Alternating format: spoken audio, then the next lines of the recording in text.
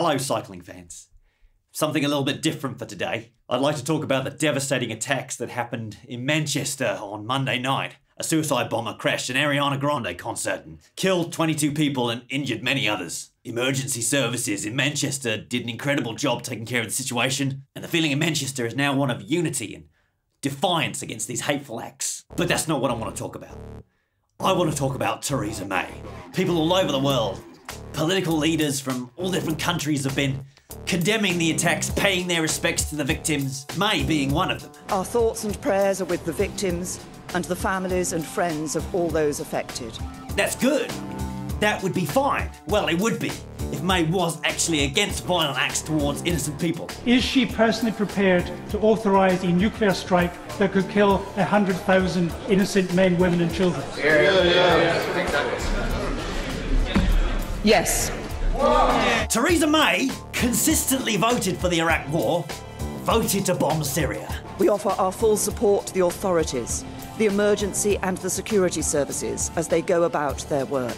The NHS is facing £22 billion worth of cuts. The police and emergency services have, as always, acted with great courage.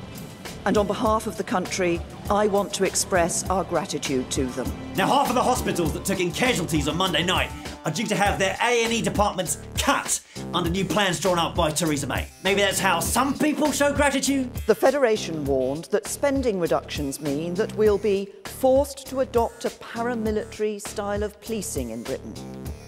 Today, you said that neighbourhood police officers are an endangered species. I have to tell you that this kind of scaremongering does nobody any good.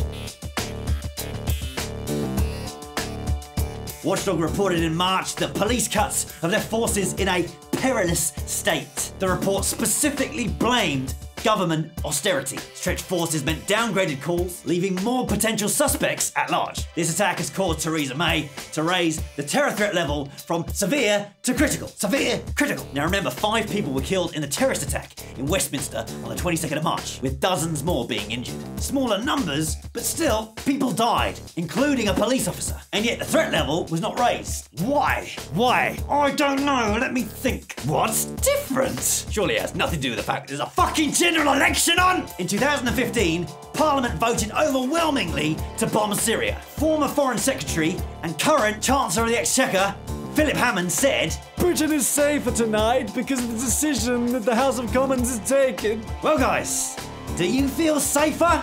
Do you feel reassured?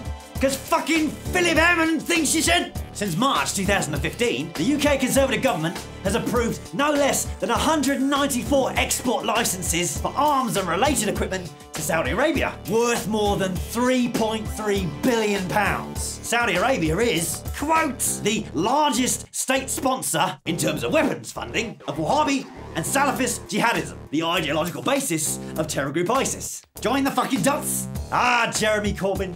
Don't we fucking love to hate that guy, because he's got a beard! In the 1980s, along with Tony Benn and other Labour MPs, Jeremy drew intense criticism for entering into a dialogue with Sinn Féin and inviting its representatives to the House of Commons. The Conservative government said, "We don't talk to terrorists." But we know now that by 1989, they had, in secret. Now this is important. Peace in Northern Ireland was achieved through diplomacy, not military force. And since, Sinn Féin has been a major party and a key member of the power share in the government of Northern Ireland since 1998. Thatcher, Major, Blair, all followed in Corbyn's peace-talking footsteps. Even the Queen and Prince Charles have now met with leading figures. It drives me fucking insane that he's not praised for this, he's demonised for it. In opening that dialogue between the parties, Corbyn was absolutely instrumental in facilitating the peace process, which ended military action in Northern Ireland. As a result, in 2013, Corbyn was awarded the Gandhi Peace Prize. Too long, didn't read? Alright, I'll simplify it for you.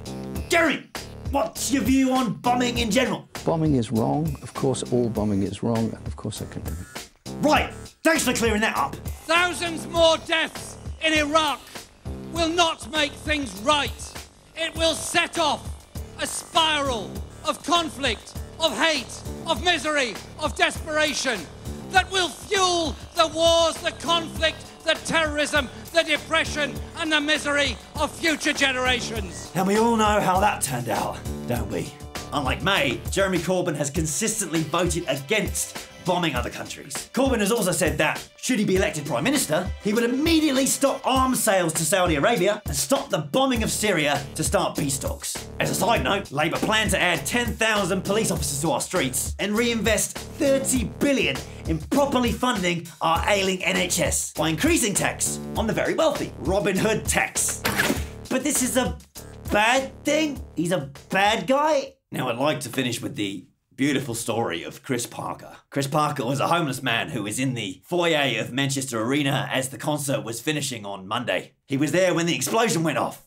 It knocked him to the floor, but instead of fleeing, he ran towards the blaze to help. He took care of a young girl who'd lost her legs by wrapping her in a t-shirt and held another woman in his arms as she died. Since the Conservatives got into power, rough sleeper numbers have doubled. And now with the cruel benefit caps and welfare caps and disability cuts and the recent dementia tax, though May quickly U-turned on that the day before the Manchester attack. Homeless numbers are set to soar. Nurses are relying on food banks. Children are in poverty. And the forgotten are left to die on the streets. And yet they are the ones who still run to help, despite what this terrible Conservative government has done to them. Those who have nothing and risk their lives for others. That is true courage. That is true strength. We should be standing beside brave people like Chris Parker and eliminating homelessness and poverty for good, advocating a fair, just and peaceful society for all, free of hate and fear. Fundraising pages have been set up for Chris and also to support the families affected by this terrible tragedy. Links at the end of the video. Thank you.